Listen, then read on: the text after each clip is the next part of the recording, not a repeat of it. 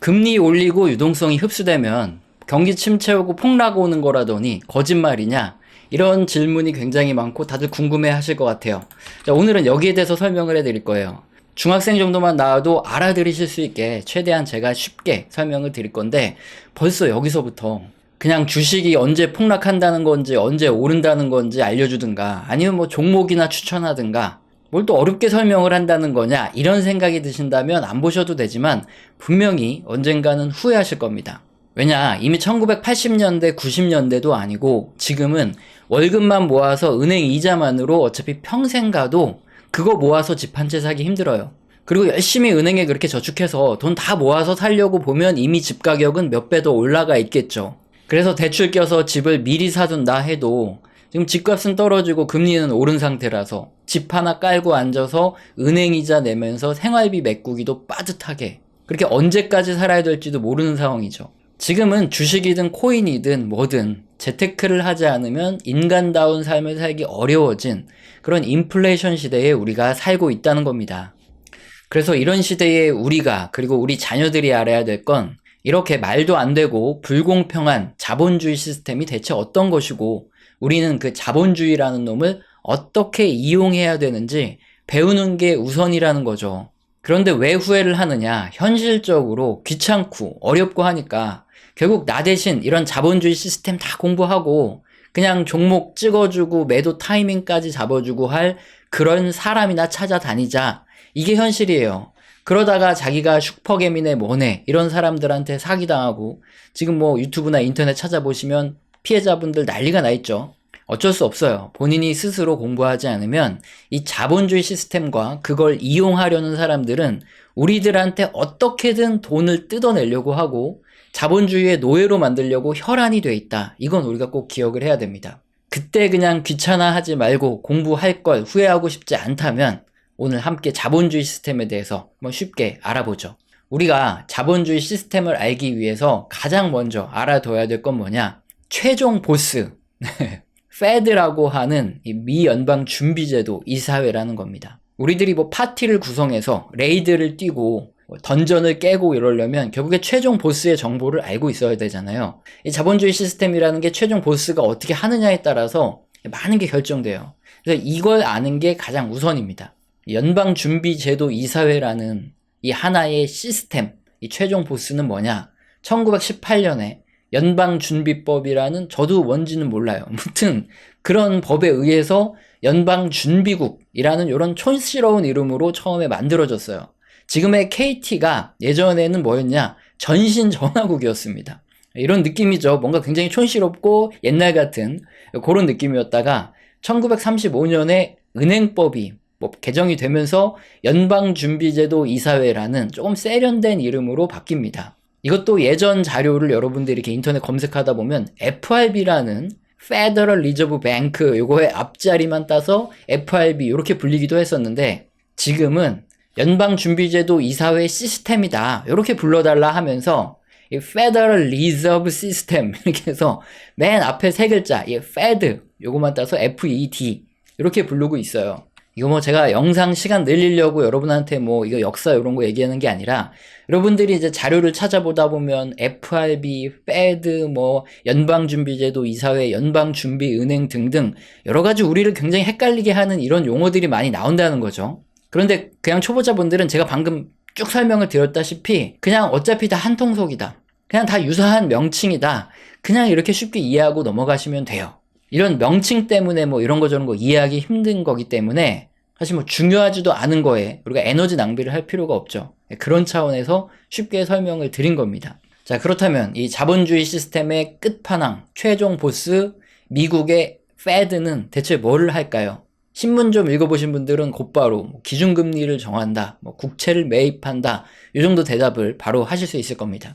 예전에는 이 기준금리 결정 하나만 가지고도 충분히 경제를 조정할 수 있었죠. 하지만 세상이 점점 너무너무 복잡해지면서 이 페드는 금리라는 무기 하나만 가지고는 뭔가 이 자본주의 시스템에 이 경제를 왔다 갔다 하지 못하는 이런 상황까지 놓여졌다 이겁니다. 그래서 이 끝판왕 페드조차도 세 가지 무기를 들고 이 자본주의 경제를 주물러요. 첫 번째 무기가 뭐냐? 너무나 잘 알고 있는 기준금리라는 건데 재할인율이라고도 불러요. 이거 용어에 묶이지 말자고요. 미연준이 시중은행들의 예금금리는 요렇게 받아라. 요걸 정해주는 게 아니죠. 시중은행들은 달러를 찍어낼 수 있나요? 이걸 발권력이라고 하는데 그게 없습니다. 그래서 중앙은행에 이 달러를 빌리거든요. 이때 중앙은행은 시중은행이 딱 왔을 때 공짜로 안 빌려줘요. 니네들이 우리한테 돈을 빌려가려면 얼마의 이자를 내야 된다. 이게 바로 기준금리라는 겁니다. 그래서 중앙은행이 시중은행에 돈을 비싸게 받고 돈을 빌려주면 당연히 예금금리도 오르고 대출금리도 따라 오르는 거고, 또 내리면 반대로 이것도 같이 떨어지기 때문에 기준금리를 정하면 예금금리, 대출금리가 다 따라서 움직이는, 이렇게 간접적으로 이렇게 조정할 수 있는 이런 게 바로 기준금리라는 첫 번째 이 페드의 무기고, 이 끝판왕 페드의 두 번째 무기가 있는데 이게 좀 중요합니다. 바로 국채를 직접 매입하는 겁니다. 자, 뭔가 그림을 보면 하기 어렵죠? 근데 설명 들으시면서 보면 아무것도 아니에요. 이 페드는 공개적으로 우리가 시장을 조작하겠다, 우리가 경제를 이끌어 가겠다 하면서 계좌를 딱 만들어 놓고 이걸 공개를 합니다. 여기서 자기들이 찍어낸 돈을 가지고 국채를 매수한다던가 아니면 국민들의 주택담보 저당증권 있죠. 이런 것들을 매수하고 뭐 팔기도 하고 이렇게 하면서 여기에 그대로 공개를 해줍니다. 현재 약 7.5조 달러 정도가 이 미연준의 공개 시장 조작 계좌, 오픈돼 있어요. 누구나 볼 수 있는 이 계좌에 들어있고, 이걸 뭐 전문 용어로 하면 소마라고 해서 시스템 오픈 마켓 어카운트라고 하는데, 이런 것까지 알면 너무 복잡해지니까 그냥 미연준의 두 번째 무기, 공개 시장 조작 계좌가 있다. 요걸 우리가 알아두면 되는데, 그러면 이 페드가 대체 무슨 짓거리를 하고 있는지 이 계좌만 보면 우리가 바로바로 알 수 있어요.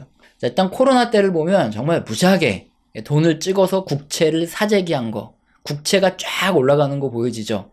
하늘색이 국채고 파란색이 주택담보증권인데 그것도 같이 엄청나게 많이 사면서 얘네들이 국채를 사거나 아니면 주택저당증권을 사면 보유하고 있던 달러를 풀잖아요. 이게 시중에 돌아다니는 겁니다. 자, 그렇게 코로나 이후에는 국채 그리고 주택저당증권을 많이 사서 가지고 있다가 2022년 보시면 하늘색이랑 파란색 점점 감소하는 거 보이시죠? 이 국채인 하늘색이 줄어드는 거, 이거는 무슨 뜻이냐면 국채는 만기가 있잖아요.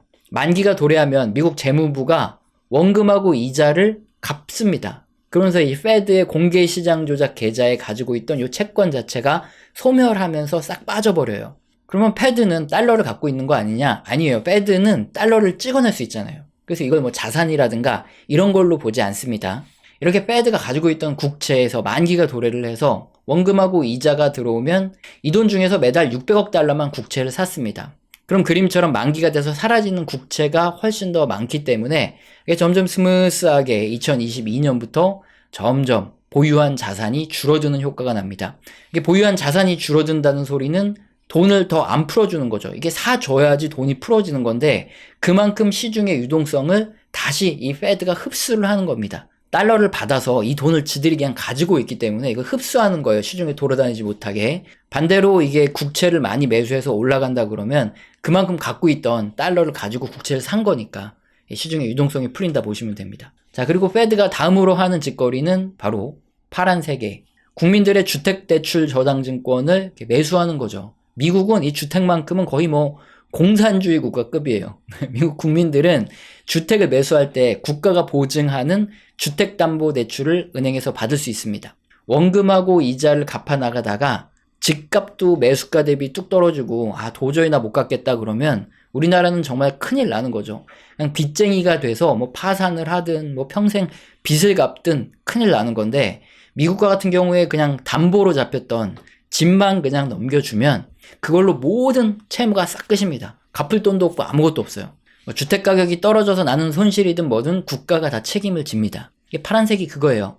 이런 주택담보증권도 이자가 들어오고 만기에 원금도 들어오니까 국채랑 비슷하게 움직인다고 보면 되는데, 주택담보증권도 보시면 2022년까지 많이 늘어나죠. 그만큼 돈을 많이 풀다가 그 다음에 만기가 돼서 도래하는 것 중에 월 350억 달러만 사면서 점점 이렇게 매수하는 규모를 줄여서 시중의 유동성을 흡수하는 겁니다. 자, 이렇게 공개 시장 조작 계좌에서 보유한 뭐 채권, 주택저당증권 등 이런 것들이 뚝 떨어지는 게 모든 사람들에게 공개적으로 나 지금 시중에 풀린 유동성, 이 달러를 회수하고 있어요 라고 공개적으로 알려주는 거예요. 반대로 풀고 있을 때는 이게 올라가니까 공개적으로 풀고 있다 알려주는 거죠. 그럼 2022년부터 이렇게 유동성이 회수가 됐는데 이걸 어떻게 알 수 있냐? 우리가 은행에 예금을 하면 이 돈이 또 누가 또 대출을 받죠. 그래서 그 대출 받은 돈을 딴 사람한테 씁니다. 그 딴 사람한테 쓴 사람은 또 그걸 가지고 뭐 장판에다가 집어넣나요? 아니면 항아리에다 넣거나 책 사이에다가 이렇게 껴가지고 현금으로 갖고 있는 게 아니죠. 다시 또 은행에 넣어서 이자를 받으려고 할 거예요. 그 돈이 또 은행으로 돌아가고 그 돈이 또 대출이 되고 돌고 하면서 굉장히 많은 금액이 시중에 돌아다니게 되는데 이 금액을 바로 전문용어로 통화량, 지금 그림에 M2라고 불러요. 미연준이 공개시장 조작계좌에서 들어오는 달러를 안 풀고 흡수하는 이 2022년부터 보시면 미국을 돌아다니는 실제 이 달러, 이 돈이 감소하고 있다. 이걸 우리가 볼 수 있다는 거예요. 자, 여기서부터 우리가 이런 끝판왕의 행태를 알고 있으니까 어떻게 해야 될지도 다 나옵니다. 이게 역사적인 그림이에요. 여기 보시면 그림에 이 차트, 이런 것들이 쭉 넓어지는 게 패드의 공개시장 조작계좌에 보유한 자산이 확 늘어나는 겁니다. 돈 풀기를 많이 하는 거죠. 2008년 금융위기가 터지면서 쭉쭉 늘어납니다. 특히 뭐가 많이 늘어나냐? 회색, 그 공간이 뭐냐? 주택담보대출증권. 여기 매수가 크게 늘어나요. 2008년에 금융위기가 부동산 위기로 터진 거 다들 아시죠? MBS라는 이 주택담보저당증권이 파산하면서 생겼는데 이걸 바로 패드가 그대로 다 매수를 해주면서 경제를 부양한 겁니다. 돈을 쫙쫙 풀었죠. 그렇게 유동성이 늘어나면 주식시장도 오르고 주택가격도 오르고 우리가 좋아하는 떡볶이, 치킨, 짜장면 값 이런 게 다 올라요. 사실 쟤네들만 아니었으면 지금 훨씬 싼 가격에 우리가 떡볶이랑 치킨을 즐길 수 있었을 텐데 저 패드 저 자본주의의 최종 보스 쟤네들이 나쁜 놈들이라는 겁니다. 쟤네들이 돈 풀기를 해서 우리가 비싸서 못 사 먹고 있는 거예요. 이해가 바로바로 되시죠? 자, 그런데 2019년쯤에 한번 보세요. 화살표가 점점 아래로 떨어지면서 갑자기 패드 놈들이 공개 시장 조작 계좌에서 보유한 뭐 국채, 주택담보증권 이런 거를 이제 더 사지 않고 점점 줄입니다. 유동성을 쫙 흡수해 가죠. 인플레이션이 심해지니까 금리도 올리고 동시에 유동성도 흡수하는 건데 그리고 나서 코로나가 터져서 경기 침체가 오고 주식시장도 폭락을 했죠. 이런 사건이 지난 2008년에도 있었고 2001년 IT버블 1991년에도 똑같이 다 이런 과정 후에 갑자기 경기 침체가 터졌는데 이렇게 그림처럼 중앙은행이 시중 유동성을 쫙 풀었다가 줄이는 과정에서 어느 순간 갑자기 경기 침체가 터지고 주식시장이 폭락하고 그랬었다는 거예요. 근데 중요한 건 이건 언제 터질지 아무도 몰라요. 이걸 전문용어로 방 안에 있는 회색 코뿔소 뭐 이렇게 얘기를 하는데 코뿔소가 승질이 굉장히 더럽습니다. 언제 공격할지도 모르죠. 그래서 일단 우리가 공격을 받기 시작했다 그러면 뭐 거의 반 죽는다고 봐도 되는데 얘가 방 안에 들어와 있는데 꼼짝도 안 하고 있어요. 처음에는 코뿔소가 들어오니까 경계를 잔뜩 하고 어떻게 하면 내가 살아남지 이러고 있다가 근데 하루가 지나고 이틀이 지나고 뭐 한 달이 지나고 두 달이 지나도 꼼짝 안 하고 가만히 있습니다. 그러니까 점점 생활을 하다 보니까 일단 들어와 있는지도 잘 모르겠어요. 위험하다는 것도 알고 뭔가 한번 꼼수가 틀려서 공격하면은 잘못하면 내가 뒤진다는 것도 아는데 그냥 가만히 있으니까 묻어내지는 거예요. 이런 상황이 똑같습니다. 자본주의의 보스 끝판왕 패드가 일단 첫 번째 무기로 기준금리를 올려서 공격을 해요. 유동성을 쫙 흡수하죠. 그리고 두 번째 무기 공개시장 조작계좌에서 국채랑 뭐 주택담보증권 이런 거 더 매수하지 않고 줄이면서 또 달러를 흡수해서 시중에 돌아다니는 돈을 쫙 흡수합니다. 점점 시중에 달러가 말라가기 시작하면 뭔가 이제 사건이 터지고 경기 침체가 터지고 뭐 주식시장 폭락도 같이 따라오고 그럴 텐데 그런 문제가 터질 수도 있다. 이건 우리가 아는데 이거 뭐 하루가 지나고 이틀이 지나고 시간이 아무리 지나도 별다른 문제가 안 터져요. 그러니까 그냥 묻어내지는 거예요. 그러니까 이제 주식시장도 올라가고 이젠 아무도 방 안에 코뿔소가 와 있는지 아무도 신경을 안 쓰는 그런 상황이라는 겁니다. 자, 그런데 항상 역사적으로 이렇게 화살표가 아래로 내려가면서 이 패드가 유동성을 흡수할 때 그러고 나서 어느 시기엔가 갑자기 누구도 예상치 못한 곳에서 갑자기 문제가 터져서 코뿔소가 날뛰면서 경제랑 주식시장을 반 죽여놓고 갔다는 거죠. 그래서 이렇게 주식시장도 오래 겪고 경제도 오래 보면서 이런 회색 코뿔소의 난동을 오랫동안 지켜봤던 저 같은 이런 뭐 꼰대, 노장들은 어떻게 하죠? 그림에서 화살표가 쫙 넓어지면서 위로 올라가고 이렇게 넓어지면서 유동성이 시중에 쫙 풀릴 때, 그럴 때 이제 주식을 집중적으로 투자를 해요. 그리고 이제 화살표가 아래로 이렇게 슬슬 내려가기 시작하면 코뿔소가 어슬렁어슬렁 소환돼서 오는 거예요. 그럴 때는 주식 비중 줄이고 현금 비중 늘리면서 이제 주식시장 좀 덜 쳐다보고 그냥 탱자탱자 놀죠. 그러다가 어느 순간 코뿔소가 다 뒤집어 놓고 다시 또 화살표가 위로 쫙 올라가고 그게 넓어지면서 페드가 유동성을 쫙 풀 때 또 다시 집중적으로 주식에 투자를 하고, 코뿔소 또 소환되면 조심하고, 이게 최종 보스를 어떻게 잡아야 되는지 이 방법이라는 거죠. 이게 게임뿐만 아니라 현실도 마찬가지예요. 이걸 이렇게 무한 반복하면 되는 겁니다. 그래서 저 같은 노장들은 또 많이 이런 것들을 해봤기 때문에 이렇게 패턴을 아니까 이렇게 하고 있는 거고, 여러분들은 또 그런 걸 경험을 통해서 앞으로 배워 나가시겠죠.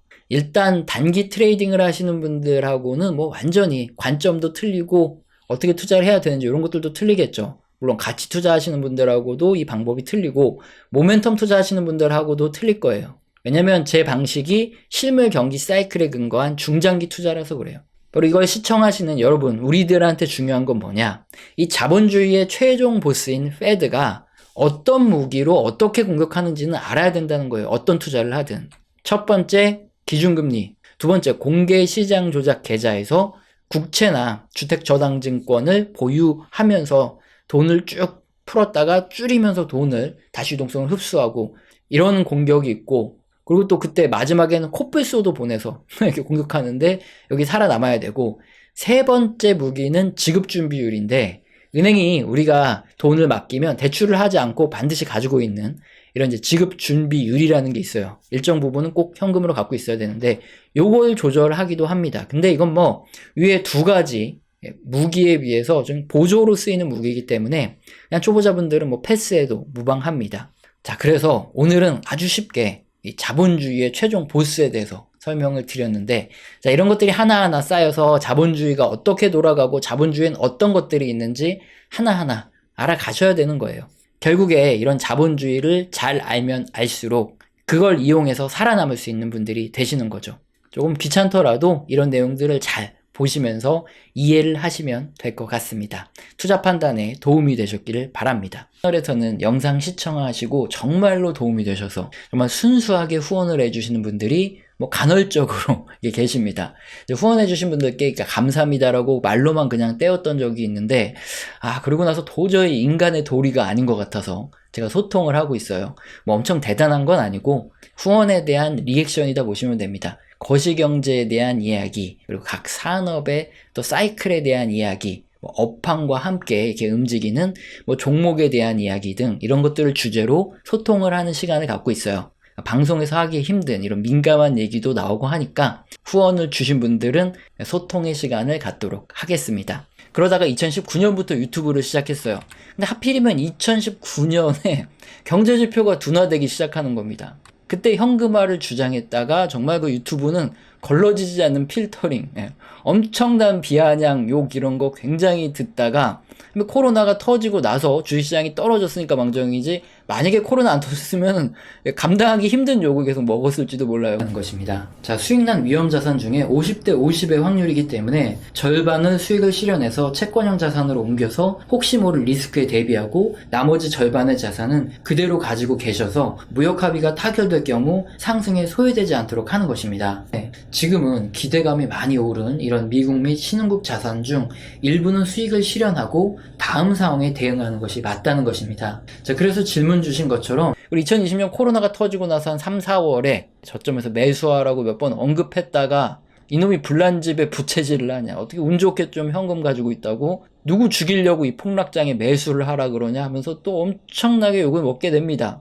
지금과 같이 증시 폭락은 늘 있어 왔습니다. 자, 그리고 시간이 지나고 보면 어찌되었든 문제가 해소되어 왔습니다. 그럼에도 불구하고 경제는 더욱 성장해 왔고요. 시장의 돈은 더 많이 풀어졌습니다. 자, 결국 이 문제도 해결될 것이고, 그리고 기다린 분들이 결국에 돈을 벌어 왔습니다. 자, 그리고 저는 항상 주식을 사라 이렇게 언제나 긍정론을 말하는 사람이 아니죠. 뭐 이번 하락 직전까지도 12월 1월 동안 증시가 이렇게 좋은데 채권은 왜 샀냐, 뭐 이런 비아냥거리는 댓글에 시달려야 했습니다. 자, 거짓말한다고 하는 사람이 있어서 조작이 불가능한 실제 계좌 관리 내역까지 공개해서 확인을 시켜드렸죠. 자, 그리고 지금은 어떤가요? 자, 이번 증시 하락 구간에 저는 분할 매수를 하고 있고 지금도 분할 매수 중입니다. 역시나 지금도 너무 긍정적으로 본다는 비아냥거리는 댓글을 많이 보게 됩니다. 2022년 뭐 3월, 4월, 뭐 5월 요때 이제 뭐 많이 수익이 났으니까 현금화를 좀 합시다 이런 의견 냈을 때도 굉장히 욕먹어서 그때부터 댓글도 닫혀있고, 그런데 최근에 주가가 굉장히 많이 이렇게 튀어 올랐습니다. 작년 12월 최고점까지는 아니더라도 그래도 지금 보시면은 이렇게 붉은색으로 박스를 쳤는데 작년 이 12월 내에 가격대에 대부분 다 들어왔어요. 20년부터 이제 대놓고 기술주 이러면서 투자를 시작했는데, 근데 최근에 금리 인상 속도가 굉장히 빨라지고 있죠. 인플레이션 때문에. 그러다 보니까 올해부터 내년 사이에 한번 수익을 실현하고 현금화를 해야겠다. 이게 우리의 지금 방침이에요.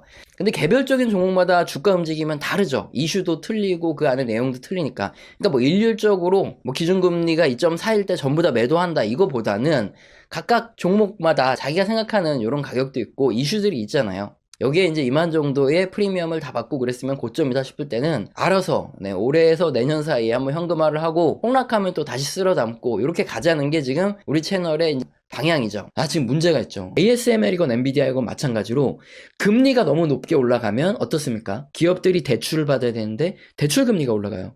그러면 투자를 하기 힘들어집니다. 그럼 이런 기업들의 실적도 안 좋아질 수 있다는 거예요. 그래서 내년까지 금리가 너무 빨리 올라가면 한 사이클이 끝날 수 있겠다. 정리를 해야 될 수도 있겠다. 이렇게 말씀을 드리는 거예요. 2022년에는 어땠냐? 저도 이제 분할 매도를 한답시고 하다가 급락을 하는 바람에 못 팔고 그대로 물렸죠. 그래서 한 2023년에는 분명히 미연준이 기준금리 인하 기대감이 커지면서 그때 주식시장 반등하니까 그때 팔자 이런 얘기 할 때도 얼마나 욕을 먹었는지 몰라요. 기준금리 인상이 중단되는 시점은 이제 올해 상반기에는 하반기쯤이 되지 않을까 이렇게 예상했는데 지금 변수들이 너무 많아서 계속 밀리고 있어요. 그래서 내년쯤으로 이렇게 다수 전문가들이 얘기가 되는 상황인데, 어쨌든 뭐 그때 되면 반등이 한번 나올 수도 있는데 이거는 지난 역사적으로 그렇게 반복됐던 역사가 많았다. 그래서 그 확률이에요. 반등이 나오면 저도 많이 정리를 좀 할 생각이다 이건데, 지금 실물 경기가 정점을 지나서 둔화되고 있어요. 그랬을 때 인플레이션 감소, 기준금리 인상이 중단됐던 올해 내내 이 말씀을 드리고 지표도 계속 보여드렸지만 주식시장이 일시적인 랠리를 펼쳤던 역사가 많아요. 그래서 주식시장이 상승 흐름을 보일 가능성이 굉장히 높다 계속 말씀드려오고 있죠. 하지만 이때 적극적인 매수의 타이밍입니까? 그건 아니죠. 원칙이 아니라는 거예요. 2023년 이때도 지금 마찬가지죠. 2023년에 갑자기 반등을 주죠. 그때 이제 제가 계속 금리 인상 중단 이런 기대감이 커진다 요 얘기를 했기 때문에 저도 이제 그때 상반기에 이제 분할 매도를 다 마쳤어요. 근데 지금 엔비디아가 이렇게 많이 갔습니다. 실물 경기 선행 지표가 둔화되고 있으니까 이럴 때는 조심해라 이렇게 계속 말씀드리고 있는데 주식시장이 폭락을 안 했죠. 2023년에. 그러면서 지금까지도 엄청나게 욕을 먹고 있어요.